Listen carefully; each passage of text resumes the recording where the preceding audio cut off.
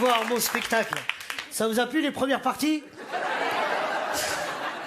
Ouais, c'était une blague que j'ai trouvée en venant là.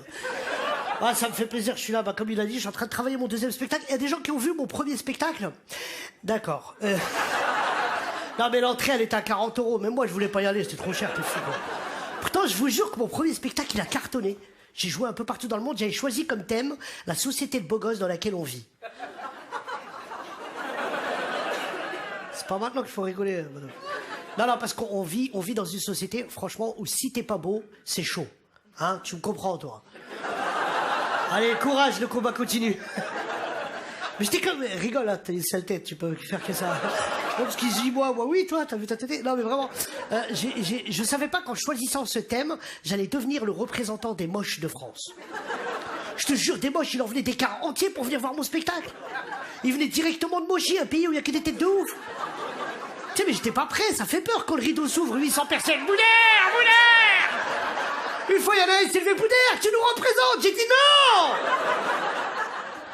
Et moi, ça m'arrive souvent quand je suis dans la rue, tu sais, on me demande des photos, une fois véridique. Une meuf, une hôtesse de l'air, un avion, super jolie. Elle vient me voir, elle me dit, Boudère, on peut prendre une photo? Je dis, oui, y a pas de problème. Elle me dit, oh là là, t'es gentil. En plus, t'es le portrait craché de ma sœur. Je dis, putain, la pauvre. Après, elle montre une photo de sa sœur, il manquait un œil, des chicots. J'ai dit, faut pas abuser quand même, moi. Et même sur la photo, elle puait de la gueule, hein. Je te jure, après mon spectacle, c'était des cours des miracles, moi, ma loge. Messire! Truc de fou, je te jure, ça fait peur.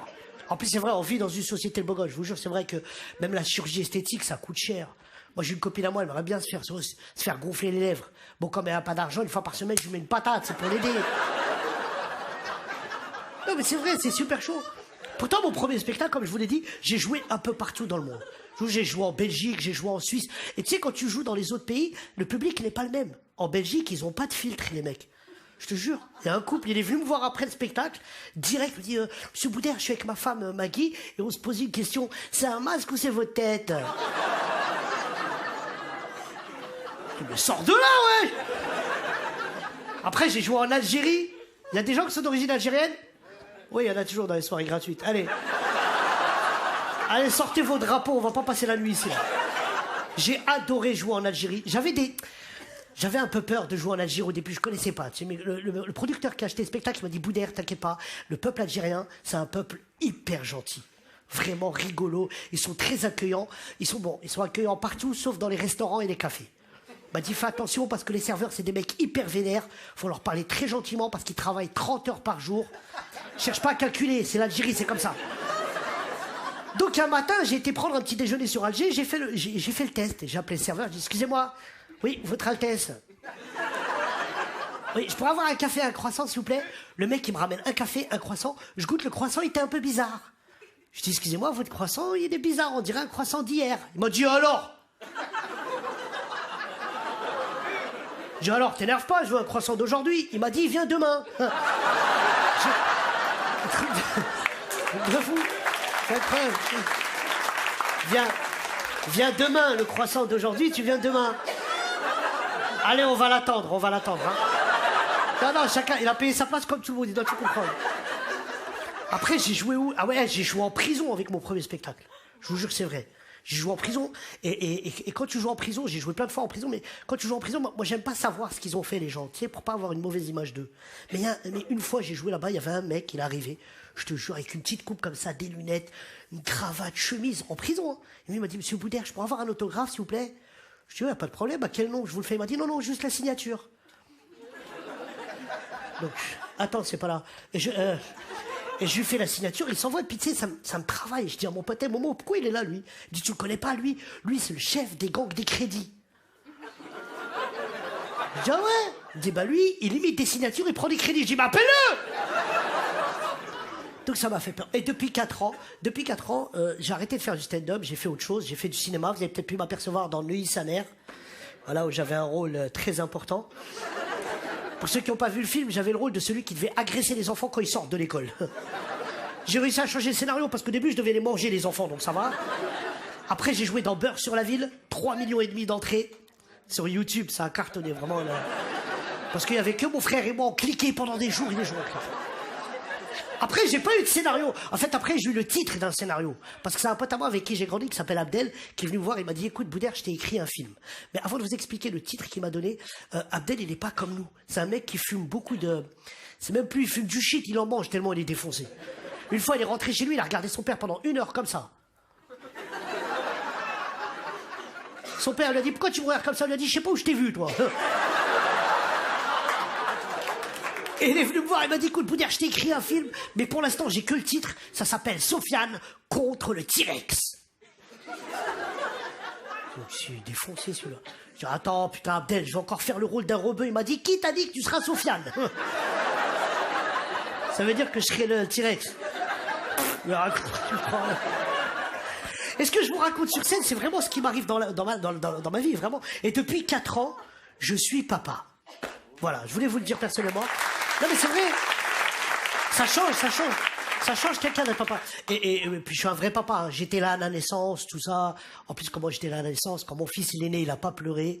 Parce que dans la famille, t'as vu, on est des bonhommes. Il a pleuré que quand je l'ai pris dans mes bras, j'ai dit, regarde, c'est papa. Et je lisais dans son regard, putain, sur 1 million de mecs connus, je tombe sur lui, mon frère. Ça peut pas être Brad Pitt ou un truc comme ça. Donc mon fils, je me prends... C'est un mec à qui je donne 20 € pour rigoler. Non mais t'es en retard, mon gars. Donc... C'est quoi ça? Qu'est-ce qui se passe?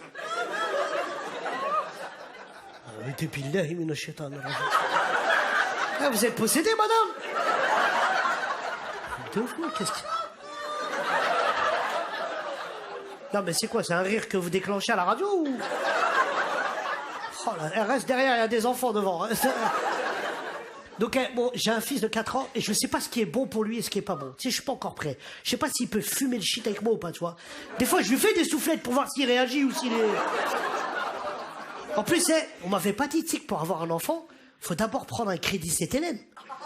Ça coûte super cher, un enfant. Le principe des couches, moi je pensais que c'était une couche jusqu'à l'âge de 10 ans. Je savais pas qu'il chiait dessus toutes les 5 minutes, moi. En plus, des gros caca de bonhomme, moi pendant 2 mois, je croyais que c'était mon oncle qui chiait dans la couche. Hein. Mais je vous jure que les couches, ça coûte cher. Eh ben, ça m'a traversé l'esprit d'en voler des couches. Un matin, je suis arrivé devant Lidl, j'ai dit, je vais faire un carnage aujourd'hui. Après, je me suis dit, putain, Boudère, t'imagines, tu te fais attraper en train de voler des couches, la honte. Tu sais, tu vas en prison pour vol de couches. T'imagines dans la cour de promenade? Ouais, t'es là pourquoi, toi? Moi? Grosse équipe. Le gang des Pampers, ouais, c'est nous. Du coup, j'ai un enfant, mais je sais pas ce qui est bon et ce qui est pas bon pour lui. En plus, moi... Arrête, ils vont croire que c'est trafiqué, ce qu'on fait le soir. C'est votre femme, monsieur? Elle a dit quoi? T'es drôle?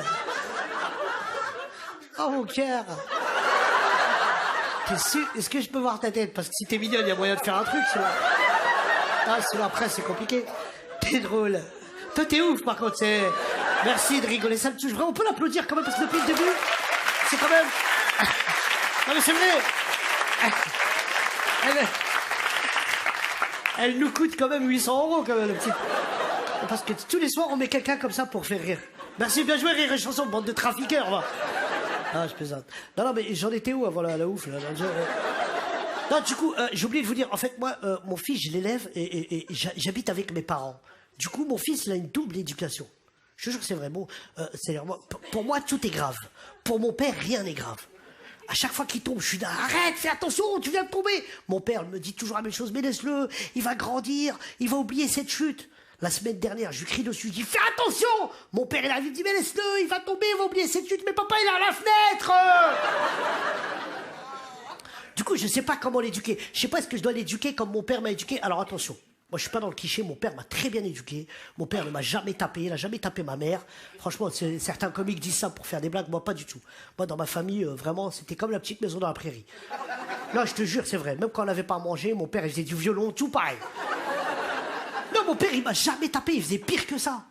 Il me faisait la morale pendant des heures et des heures. Mais c'est pire que taper un enfant. Des fois, j'avais envie de lui dire, mais tape-moi, il y a un match qui va commencer là. En plus, c'était toujours la même chose. Ouais, t'es nul à l'école. Moi, quand j'étais petit, j'allais à l'école, j'avais pas de chaussures, j'avais pas de cartable. Tu sais ce que j'étais? Mais t'étais un Roumain, mon frère. Du coup, je sais pas ce qui est bon et ce qui est pas bon pour mon fils. Et je me pose plein de questions. Parce qu'on vit vraiment dans un monde hyper violent. Et j'ai peur pour mon fils. En plus, la semaine dernière, j'ai failli le perdre. Je vous jure, c'est vrai, là, c'est la partie du spectacle où vous allez chialer, normalement.